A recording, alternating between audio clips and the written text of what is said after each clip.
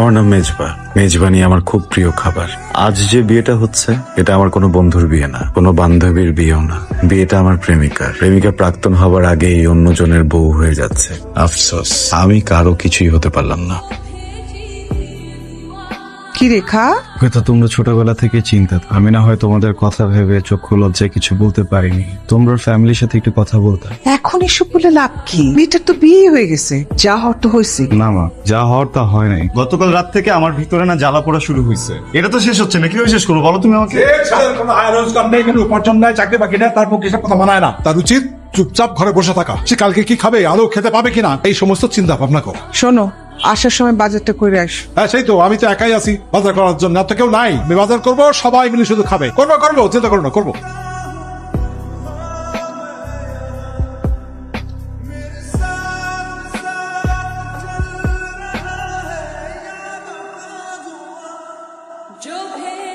খাবো কি দিয়ে? কেন, সবজি মাছ এগুলো দিয়ে খা। মা, প্রথম শ্রেণী তো, আমি তো মাছ খেতে পারি না, বন্ধ হবে যদি একটু। তো কি দিতে হবে? মুরগি, ব্রয়লার না দেশি? বাজারে গেছে কোনোদিন? মুরগির কেজি কত জানো? খাবি না? আরে সেরি না খেয়ে রোজা রাখবি? পানি খেয়ে নিবো। এই যা আছে সেটা দিয়ে সেরিকে যাবি। তোমার কথাতে পেট ভরে গেছে। তো এই রোদের মধ্যে সকাল সকাল রোজা রেখে বাইরে চলে কি সকাল সকাল কি মুরব্বীর লোক আবার ঝগড়া করে আসছো? চাচা নিজুমের বিয়ে হয়ে গেছে। এর লেগে মনে হয় ঘরে অশান্তি চলতে আছে না? আচ্ছা, আবার একটা কথা বলো তো, কেউ কি আমার ঘরের ভিতরে সে চাকরি দিয়ে যাবে? হ্যাঁ, আমি যদি কোনো অফিসে যে বলি যে আমার ফ্যামিলিতে অনেক বাজে অবস্থা চলতেছে, তারা কি আমার ঘরে টাকা দিয়ে যাবে? আমি তো আমার মতো করে প্রত্যেকটা জায়গায় সিভি ড্রপ করতেছি, আমি চেষ্টা করতেছি, আমি কথা বলতেছি, যোগাযোগ করতেছি, কেউ তো চাকরি দিচ্ছে না, কেউ ফোন দিচ্ছে না, আমি কি করব? চাকরির বাজার তো কেমন এটা তো তুমিও জানো, আমিও জানি। চাকরির বাজার তো ভালো না।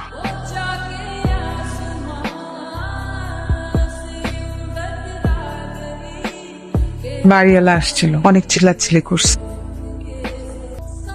আমরা এই বাড়িটা ছেড়ে দিই। রেল লাইনের উপরে কম ভাড়া বাসা নেই, বস্তিতে যাও। তবুও ভালো। এই রোজ রোজ বাড়িওয়ালার এত কথা শুনতে ভালো লাগে না।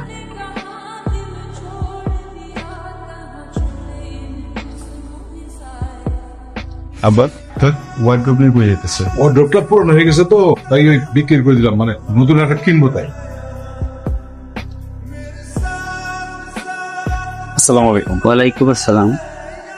স্যার, আমি আসলে একটা জব খুঁজতেছি, আপনাদের এখানে কি সুযোগ হবে? এই তো আপনাদের জেনারেশন একটা সমস্যা, হঠাৎ করে দরজা খুলে ভিতরে এসে একটা সিভি দিয়েই বলেন যে জব পাওয়া যাবে কিনা। এইভাবে তো জব পাওয়া যায় না। তোমার ছেলে কই, বড়টা? আসছে, বাইরে গেছে। ওই চাকরি বাকরির চেষ্টা কিছু করতেছে? হ্যাঁ, কি কিছু বলে টলে কি? চেষ্টা করতেছে, সেটাই তো শুনছি। এইভাবে চেষ্টা করলে হবে? আরো তো মনোযোগ দিতে হবে। কিছুই শোনে না, কিছুই বলে না, আমি তো ফেড আপ। কই ছিল, কই থাকো সারাদিন? এই তো এদিকে। তুমি আমার বলো তো, তুমি কি চাকরি বাকরির চেষ্টা কিছু করতেছো নাকি? জি, চেষ্টা তো করতেছি, হচ্ছে না। ছাত্রটা তো পড়াইলে পারো, কি সেটা পারবে না? কি যে করো, চাকরি বাকরি নাই, লেখাপড়া ঠিক মতো করতে, কি যে হবা তুমি, না হবা আম গাছ, না হবা গাব গাছ।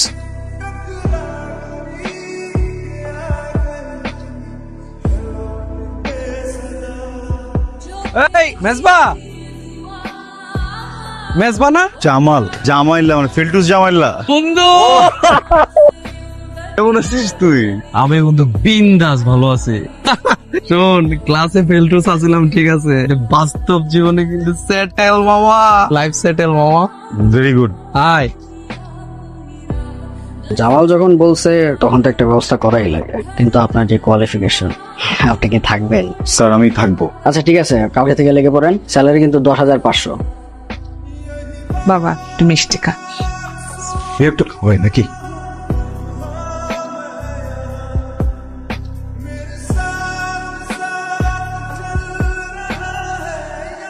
বাবা আসি, আজকে তো প্রথম অফিস, আমি তোর নামাই দিয়ে যাবো। মানিক ভাই, আমার ছেলে খুব বড় চাকরি পেয়েছে বিজ্ঞাপন এজেন্সিতে, দোয়া করো। আলহামদুলিল্লাহ, আলহামদুলিল্লাহ, মাশাআল্লাহ, ভালো। দেখি দেখি, প্লিজ স্যার, সালাম স্যার। এক্ষুনি আসতে হবে স্যার, একটু পরে আসি, ওই এক ঘন্টা মতো। জি স্যার, এক্ষুনি আসতেছি।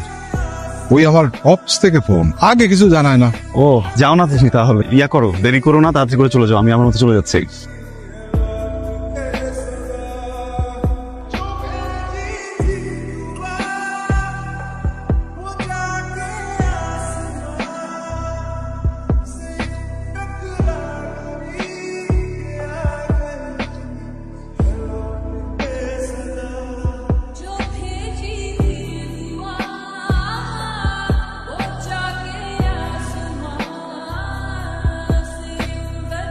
মেজবা ভাই, ভাই আমার তো কালকে সকালে ইমার্জেন্সি একটা কাজ আছে, একটু কষ্ট করে দোকানটা আজকে লাগাইন।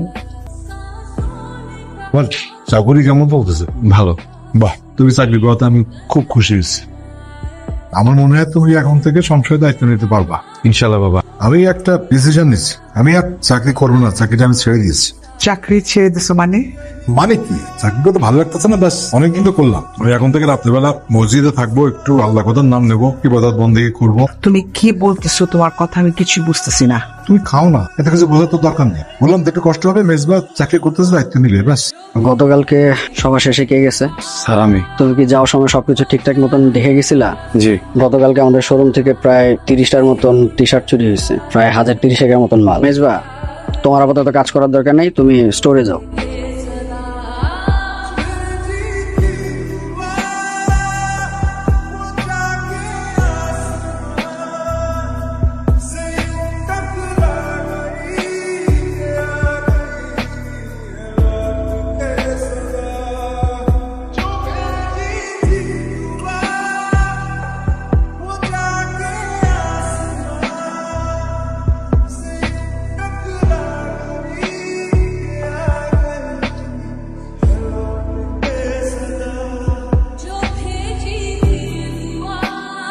মেজবা, এই মেজবা, বসো বসো।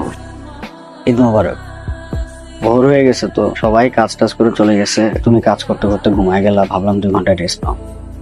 মেজবা, তোমার উপর দিয়ে অনেক খেপা গেছে, বুঝতেছি অনেক প্যারা খাইছো। অফিসও জানে, আমিও জানি যে চুরিটা তুমি করো নাই। চুরিটা কে করছে জানো? রফিকুল। এই জন্য ও তোমার দিয়ে তালা লাগাইছিল। আচ্ছা শোনো, অফিস তোমার সাথে ইনজাস্টিস করছে, আবার জাস্টিসও করছে। তুমি ঈদের 7 দিন পর অফিসে জয়েন করবা, স্যালারিও double. Thank you sir. Thank you পরে হবে। এই ফ্যামিলির জন্য যদি শপিং করো তাহলে কিন্তু 50% ডিসকাউন্ট আছে। স্যার ঈদের দিন এখনো পর্যন্ত তোমার ছেলে আসলো না, কি করে না করে কিছু বুঝি না। ঈদের দিন সকাল পর্যন্ত বাংলাদেশের কোন অফিস খোলা থাকে তুমি আমার বোঝাও। ফোন তো করলাম, ফোন তো বন্ধ, কি করব? কিছুই বুঝলাম না, কি করে বেড়ায়, কোথায় থাকে। ওই তো ভাড়া চলে এসেছে। আই, তোর ফোন বন্ধ কেন? চার্জ ছিল না, বন্ধ হয়ে গেছে। এদিকে লুকার নতুন পাঞ্জাবি। নতুন পাঞ্জাবি? এটা তোমার। শুধু শুধু এটা কেন আনতে গেছিস? এখানে বাজার, মাছ, মাংস, চাল, তেল সবকিছু আছে। অনেক খাবো।